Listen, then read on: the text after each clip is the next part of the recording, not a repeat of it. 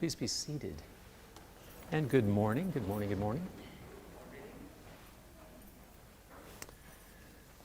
I don't want to sound petty, but I know I have a long list of pet peeves, which makes me feel small, but I got to share, in light of this gospel, in light of the refrain we've been hearing throughout this week that no one is above the law, I want to say that have we forgotten how to lower your beams at night when an oncoming car is coming? or how you take turns when you come into a four-way stop and are observant of who got here first and who goes next? Or if you're gonna go into Shaw's, you put your directional on, because that's, basic stuff, which many cases is the law. So the law exists so that we can all be safe. The law exists to kind of get us out of our own little world and be mindful of the people around us. So the law is there to promote the good of the whole. And if you have broken the law, chances are you have done something that was self-serving at the expense of others. It's that simple. Jesus broke two laws, one law twice, the Sabbath, and he was called out on it. So I'm not an expert in the field. You'd think I would be, but I'm not. But if you apparently were harvesting crops, there's someone's out there who's got a job back then to harvest the crops, and that was work. They were in the field. So on the Sabbath, there's no harvesting of any, and so his disciples who were hungry were eating, and I guess they must have known that, but the hunger must have been great. So he condones that, and he makes an excuse for it. And then the second time, there's a man in the synagogue who probably for life has had a withered hand. I'm guessing that because of the withered hand, he's been perhaps a beggar, dependent, sort of enslaved by this handicap, this being compromised physically. And so Jesus, on the Sabbath, heals the person and is called out for it.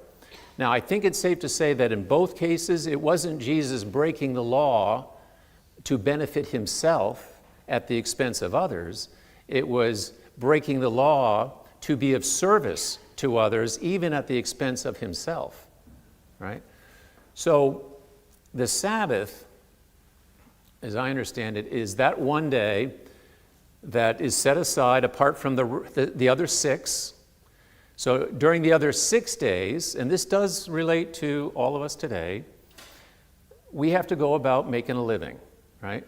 We get an education, we hopefully get a job, we earn a salary, we buy stuff, and our life gets better, we hope, and it kind of goes on, and every day you enter into that four-way stop, and you've got shopping to do, you've got a list, and so you want to get through that four-way intersection because you are focused, and you're not as mindful of the people around you. There's something about the 6 days of life together that is important.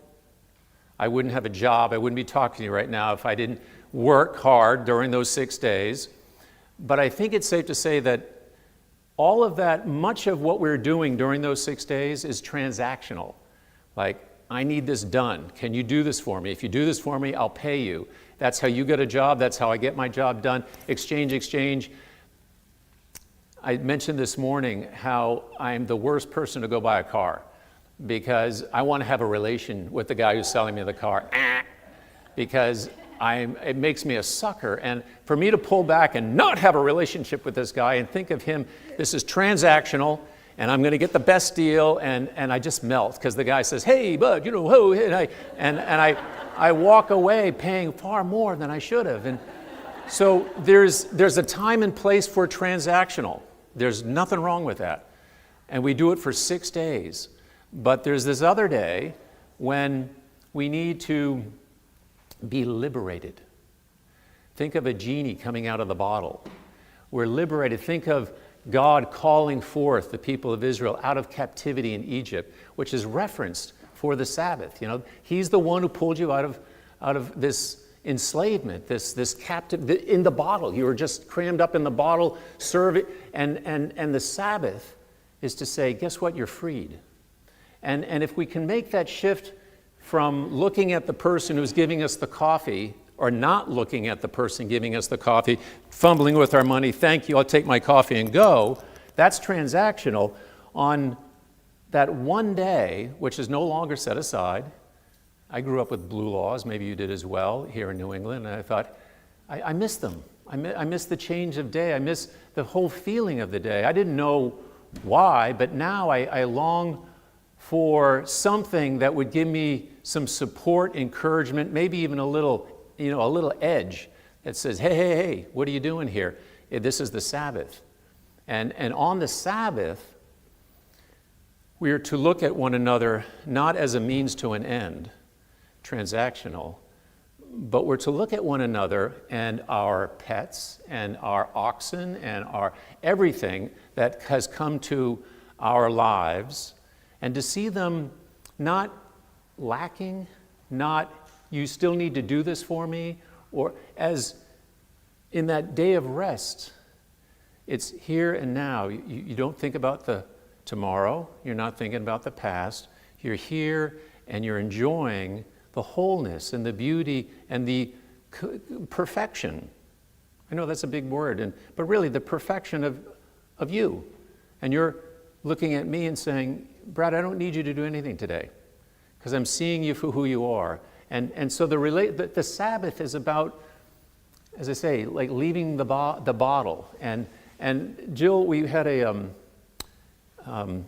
book study, and we'd finished our book, and we randomly chose, if you've not seen it, I highly recommend it, Jill Bolt Taylor, some years ago now, did this amazing TED Talk. And I don't want to do the whole thing right now, but it's fresh in my mind because she used that image. She had a stroke, and she beautifully, as a scientist can, described how our brain works. There's one section here and one section there. They're divided right down the middle. And most of us 6 days a week are on the left side, trying to get stuff done. We got a long list, we've got to get stuff done. And she had a stroke and that shut down. And she was forced. She was in the left side, and she's a brain, she studies the brain, and so she's having this experience. And what happened is she felt like, among other things, that she was a genie who had been released out of the bottle. And because your left side of the brain, if I'm going wrong here, but just if the left side of the brain is working properly, you have a sensate feeling about me, I'm a body. But if that shuts down, there's like the borders all disappear. And she said, I felt so expansive. It was like a genie out of the bottle. And so her moment beautifully illustrates where we're headed if we can, with any effort, any perseverance, observe this one day in 7 to see that there's so much more to us. For me, the first time I ever sort of, all right, what's the Sabbath thing about? You are more than what you do.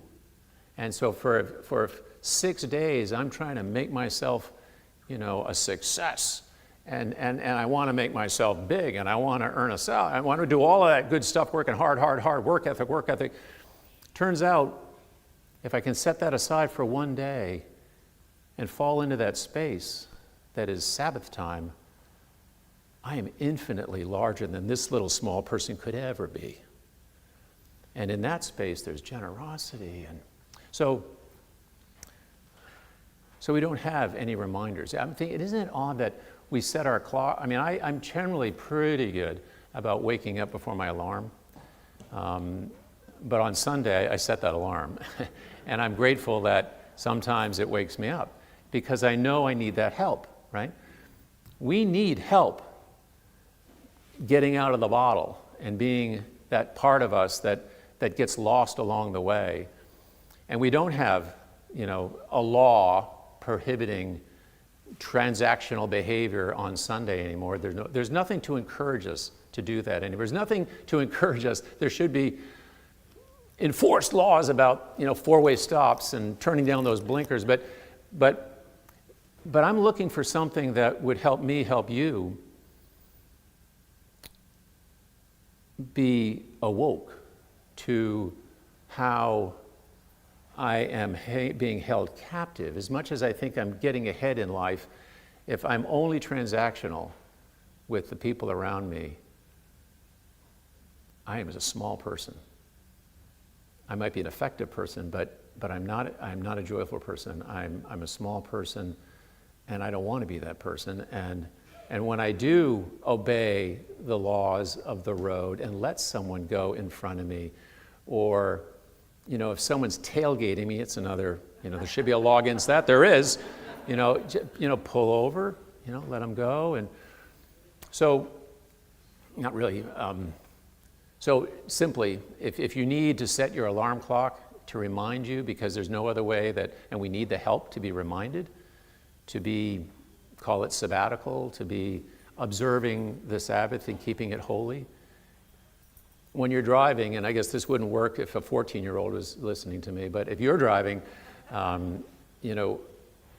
let the laws of the road remind you that laws are important.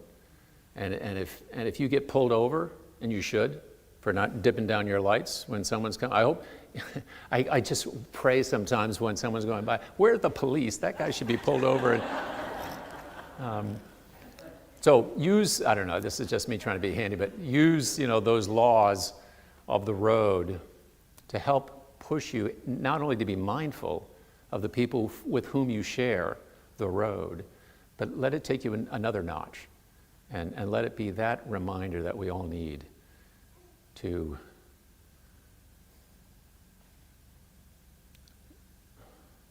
see the people around us and know that to be seen and to be seen deeply, that David Brooks, thank you, that's Sabbath time. And Jesus saw the man who was withered, and it was not for his benefit that he broke the law, it was for that man's benefit. And he could see, friends who had been traveling with him day after day after day and who hadn't packed sufficiently and didn't have enough food, and it might have been a dangerous situation. Let's, for their benefit, we're going to break this rule. But do it in order to see the person in front of you as a whole, as a subject. And if we did a little more of that, and I'll close with this, I promise, comes from a favorite movie about time, and it's just where, again, a person replays his day. First time through, he goes to get his coffee, and it's just about the money and the coffee, and he goes. And then he realizes that, wow, what a terrible way to live, to just be running through your life, trying to get ahead somehow, but missing the person who's right in front of you. So the next time he comes to the eye, and he comes through and he looks her right in the eye, and how you doing? And they have this, good. We could do both, right? We can have transactional every day and still look someone in the eye and make that connection. Just don't do it if you're buying a car.